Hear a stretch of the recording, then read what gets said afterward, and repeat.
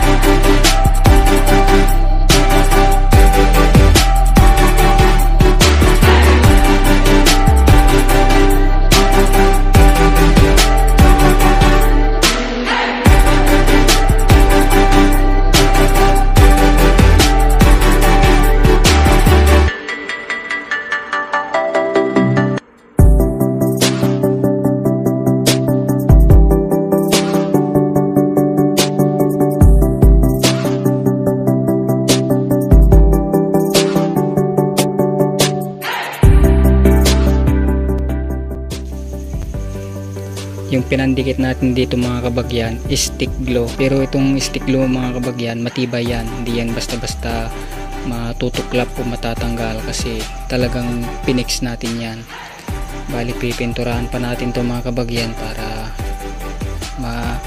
may protection tayo sa mga bukbok na lumalaganap sa mga ganitong kahoy. Pipinturahan pa natin to mga Kabagyan hanggang sa baba mga Kabagyan, pipinturahan natin yan.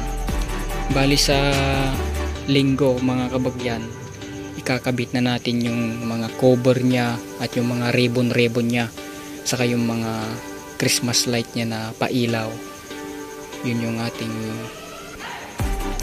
i-update sa linggo na gagawin dito. So bali sa linggo natin may kakabit yung mga cover, ribbon, saka yung mga Christmas light niya para maganda ng tignan. So i-update ko kayo mga Kabagyan pag natapos na natin to. Bali decoration lang natin sa nalalapit na December para maiba naman. Hindi lang puro sounds yung ating ginagawa. Subali sa online mga kabagyan, meron din naman nabibili na ganito. Subali yung pinakamura yata nasa 150 o 200 pababa. Pero mas malaki pa to kaysa yon. Subali marunong naman tayong gumawa.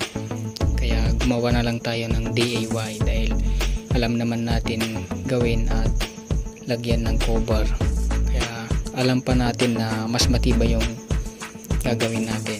Kasi yung nabibili sa online, plastic o metal yata yung paa. Hindi ko sure. Pero maganda rin yun, yung ma-order sa online. Pero itong ginawa natin kasi gawa sa kahoy, kaya matibay.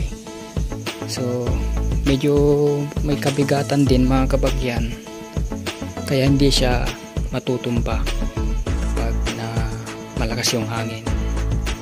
So ayun lang mga kabagyan, i-update ko na lang kayo sa linggo dahil linggo natin lalagyan ito ng cover ribbon at saka yung Christmas light.